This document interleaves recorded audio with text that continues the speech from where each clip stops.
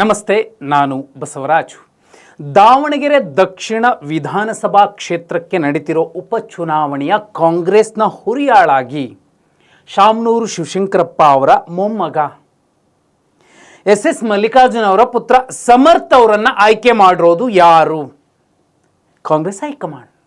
ಆದರೆ ಅವರ ಆಯ್ಕೆ ಯಾಕೆ ಮುಖ್ಯ ಅಂತ ಪ್ರತಿಪಾದನೆ ಮಾಡಿದ್ದು ಯಾರು? ರಣದೀಪ್ ಸಿಂಗ್ ಸುರ್ಜೇವಾಲಾ ಅವರು ಬಂದು ಕೂತಾಗ ಬಹುಪಾಲು ಕಾಂಗ್ರೆಸ್ನ ಶಾಸಕರು, ಅದರಲ್ಲೂ ಮುಖ್ಯವಾಗಿ ಸಿದ್ದರಾಮಯ್ಯ ಬಣದ ನಾಯಕರು, ಜಮೀರ್ ಅಹಮದ್ ಖಾನ್ ಇರಬಹುದು, ಸಿದ್ದರಾಮಯ್ಯ ಅವರು ಇರಬಹುದು, ಇಲ್ಲ ಅಲ್ಪಸಂಖ್ಯಾತರಿಗೆ ಅಲ್ಲಿ ಅವಕಾಶ ಮಾಡಿಕೊಡಬೇಕು ಅಂತ ಪ್ರತಿಪಾದನೆ ಮಾಡಿದಾಗ ಖುದ್ದು ಜಮೀರ್ ಅಹಮದ್ ಖಾನ್ ಅಲ್ಪಸಂಖ್ಯಾತರಿಗೆ ಟಿಕೆಟ್ ಕೊಡದೆ ಹೋದರೆ ನಾನು ಸಚಿವ ಸ್ಥಾನಕ್ಕೆ ರಾಜೀನಾಮೆ ಕೊಡ್ತೀನಿ ಎಂದಾಗಲೂ ಕೂಡ ರಣದೀಪ್ ಸಿಂಗ್ ಸುರ್ಜೇವಾಲಾ ಬೇಕಿದ್ರೆ ರಾಜೀನಾಮೆ ಕೊಟ್ಕೊಳ್ರಿ, ನಾವು ತಲೆ ಕೆಡಿಸ್ಕೊಳ್ಳೋದಿಲ್ಲ, ಹೈಕಮಾಂಡ್ ನಿರ್ಧಾರ ಅಂತಿಮ ಆಗತ್ತೆ, ನೀವು ಕೂಡ ಒಪ್ಪಬೇಕು ಅಂತ ಅಲ್ಪಸಂಖ್ಯಾತರ ಧ್ವನಿಯನ್ನು ಅಡಗಿಸಿದ್ದು ಮಹತ್ವದ ಸಭೆಯಲ್ಲಿ ರಣದೀಪ್ ಸಿಂಗ್ ಸುರ್ಜೇವಾಲಾ ಅವರ ಬೆನ್ನಿಗೆ ನಿಂತವ್ರು ಯಾರು? ಈಗ ಸ್ಪಷ್ಟವಾಗಿರುವಂಥದ್ದು ಡಿ.ಕೆ. ಶಿವಕುಮಾರ್. ಅನುಕಂಪದ ಆಧಾರದಲ್ಲಿ ಸಮರ್ಥ್ ಅವರನ್ನು ಗೆಲ್ಲಿಸಿಕೊಂಡು ಬರುವ ಹೊಣೆಗಾರಿಕೆ, ಜವಾಬ್ದಾರಿ ನಮ್ಮದು. ನಾನು ಗೆಲ್ಲಿಸ್ಕೊಂಡು ಬರ್ತೀನಿ, ಸಮರ್ಥ್ ಅವರಿಗೇನೆ ಅವಕಾಶ ಕೊಡಬೇಕು ಅಂತ ಪ್ರತಿಪಾದನೆ ಮಾಡಿದ್ದು ಮತ್ತು ಅಲ್ಲಿದ್ದಂತಹ ದಮನಿತ ಸಮಾಜಗಳ ಅಲ್ಪಸಂಖ್ಯಾತ ನಾಯಕರ ಎದುರು ಮೇಜು ಕುಟ್ಟಿ ಗ್ಯಾರಂಟಿ ಕೊಟ್ಟು ಶಪಥ ಮಾಡಿ ಬಂದಿರುವಂಥದ್ದು ಡಿ.ಕೆ. ಶಿವಕುಮಾರ್ ಅವರು. ಸಮರ್ಥ್ ಅವರ ಆಯ್ಕೆ ಮುಖ್ಯ. ವಿಶೇಷ ಅಂದರೆ ಡಿ.ಕೆ. ಶಿವಕುಮಾರ್ ಅವರ ಬೆನ್ನಿಗೆ ಈಶ್ವರ್ ಖಂಡ್ರೆ ಅಂತಹ ನಾಯಕರು ಕೂಡ ನಿಂತಿದ್ರು. ಎಂ.ಬಿ. ಪಾಟೀಲ್ ಅಷ್ಟೇ ಅಲ್ಲ, ಲಕ್ಷ್ಮೀ ಹೆಬ್ಬಾಳ್ಕರ್ ಸಮರ್ಥ್ ಆಯ್ಕೆಯ ಹಿಂದಿದ್ದಾರೆ. ನೋಡಿ, ಇದೇ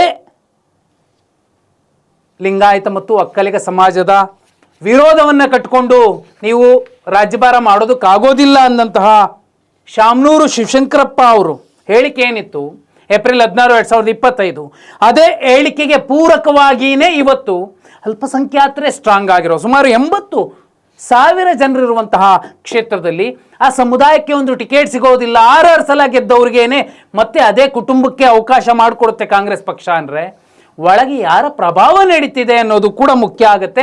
KPCC ಅಧ್ಯಕ್ಷ ಡಿ.ಕೆ. ಶಿವಕುಮಾರ್ ಅವರ ಬ್ರದರ್ಸ್ ಪ್ರೇಮ ಇಷ್ಟೇ, ಇದ್ರ ಮೇಲೆ ಹೆಚ್ಚಿರೋದಿಲ್ಲ. ಯಾಕಂದ್ರೆ ತುಂಬಿದ ಸಭೆಯಲ್ಲಿ ಅವರು ನಮಸ್ತೆ ಸದಾವತ್ಸಲೆ ಮಾತೃಭೂಮಿ ಅಂತ ಹೇಳುವಂಥವ್ರು ಕೇವಲ ಮತಕ್ಕೋಸ್ಕರ ಮಾತ್ರವೇ ಬ್ರದರ್ಸ್ ಅಂತ ಕರೀತಾರೆ. ಜೊತೆಯಲ್ಲಿ ಕನ್ನಡವೂ ಬಾರದೇ ಇರುವಂಥವ್ರನ್ನ ಇಟ್ಕೊಂಡು ಓಡಾಡ್ತಾರೆ, ಅವರನ್ನು ಯೂತ್ ಕಾಂಗ್ರೆಸ್ನ ಅಧ್ಯಕ್ಷರನ್ನಾಗಿ ಮಾಡ್ತಾರೆ. ಯಾರು? ಡಿ.ಕೆ. ಶಿವಕುಮಾರ್. ಇಂತಹ ವ್ಯಕ್ತಿ ಅಲ್ಪಸಂಖ್ಯಾತರಿಗೆ ಒಂದು ಉಪಚುನಾವಣೆಯಲ್ಲಿ ಟಿಕೆಟ್ ಕೊಡಿಸೋದಕ್ಕೂ ವಿರೋಧ ಪಡಿಸುವಂತಹ ವ್ಯಕ್ತಿ ಒಂದು ವೇಳೆ ಮುಖ್ಯಮಂತ್ರಿ ಆಗಬಿಟ್ರೆ ಅಲ್ಪಸಂಖ್ಯಾತರ ಸ್ಥಿತಿ ಏನಾಗಬಹುದು? ಈಗ ಆಲ್ರೆಡಿ ನೋಡಿ, ಅವರದ್ದೇ ಬಣದ ನಾಯಕರು ಸಮರ್ಥ್ ಆಯ್ಕೆಯೇ ಸರಿ ಅಂತ ಪ್ರತಿಪಾದನೆ ಮಾಡಿ ಅಲ್ಲಿ ಅಲ್ಪಸಂಖ್ಯಾತರಿಗೆ ಒಂದು ಅವಕಾಶ ಸಿಗದಂತೆ ನೋಡಿಕೊಂಡಿದ್ದು ಇದೇ ಡಿ.ಕೆ. ಶಿವಕುಮಾರ್ ಅವರ ಬಣ. ನೋಡಿ, ಅಲ್ಲಿನ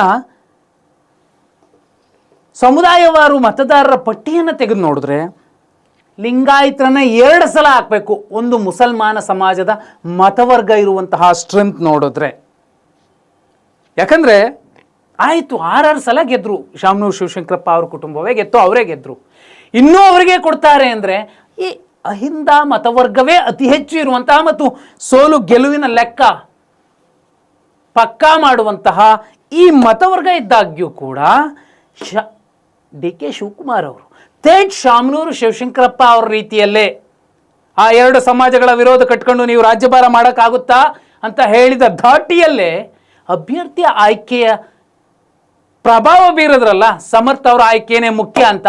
ಹಾಗಿದ್ರೆ ಅಲ್ಪಸಂಖ್ಯಾತ ಸಮಾಜ ಡಿ.ಕೆ. ಶಿವಕುಮಾರ್ ಅವರಿಗೆ ಯಾಕೆ ಒಲವನ್ನು ತೋರಿಸ್ಬೇಕು, ಅಥವಾ ಯಾಕೆ ಅವರ ಪರವಾಗಿ ನಿಲ್ಲಬೇಕು, ಯಾಕೆ ಅವರು ಮುಖ್ಯಮಂತ್ರಿ ಆಗಬೇಕು ಅಂತ ಬಯಸಬೇಕು?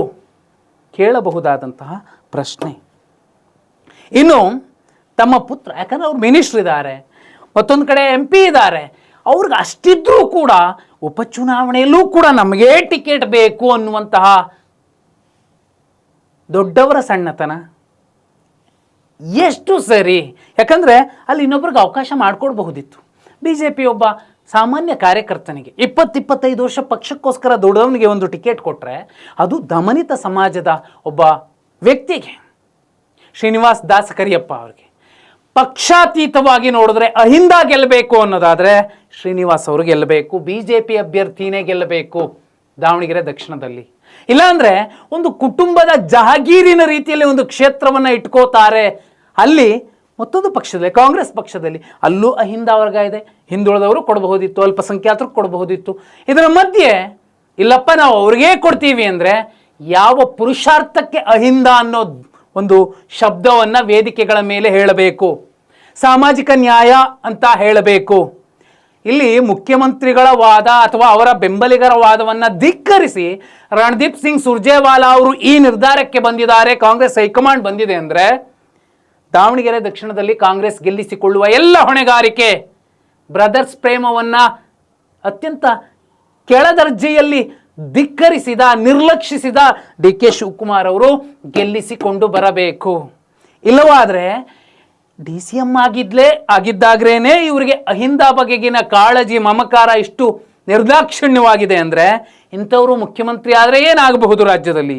ಅಹಿಂದ ವರ್ಗಕ್ಕೆ ಸಾಮಾಜಿಕ ನ್ಯಾಯದ ಹಂಚಿಕೆಯ ಸಂದರ್ಭದಲ್ಲಿ ಎಷ್ಟರ ಮಟ್ಟಿಗಿನ ಅನ್ಯಾಯ ಆಗಬಹುದು ಅನ್ನೋದಕ್ಕೆ ಈ ಸಮರ್ಥ ಆಯ್ಕೆ ಮತ್ತು ಅವರನ್ನು ಗೆಲ್ಲಿಸಿಕೊಂಡು ಬಂದೇ ಬರ್ತೀನಿ ಅನ್ನುವಂತಹ DK ಶಿವಕುಮಾರ್ ಅವರ ಶಪಥ ಏನಾಗಬಹುದು? ಯಾಕಂದರೆ ಈಗ ಪಕ್ಷೇತರರಾಗಿ ಬಂಡಾಯ ಅಭ್ಯರ್ಥಿಯಾಗಿ ಕಾಂಗ್ರೆಸ್ನ ನಾಯಕರು ಇನ್ಕ್ಲೂಡಿಂಗ್ ವಿನಯ್ ಕುಮಾರ್ ಕೂಡ ಸ್ಪರ್ಧೆ ಮಾಡಿದ್ರೆ ಕಾಂಗ್ರೆಸ್ಗೆ ತನ್ನ ನಿರ್ಣಯ, ನಿರ್ಧಾರ, DK ಶಿವಕುಮಾರ್ ಅವರ ಮಾತನ್ನು ಕೇಳಿಕೊಂಡು ತೆಗೆದುಕೊಂಡಂತಹ ಡಿಸಿಷನ್ ಎಷ್ಟರ ಮಟ್ಟಿಗೆ ಸರಿ ಅನ್ನುವಂಥದ್ದು ಅರ್ಥ ಆಗಬೇಕಿದೆ.